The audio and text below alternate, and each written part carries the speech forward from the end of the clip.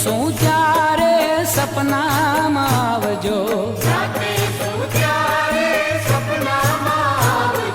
મંદ મંદ હાસ્ય કરી મુજને બોલાવજો,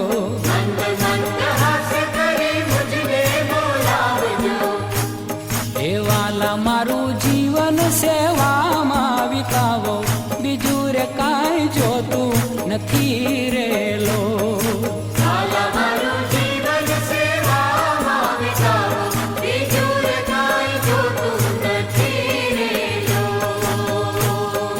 ગોવિંદ નાથ મારી એક વાત માનજો,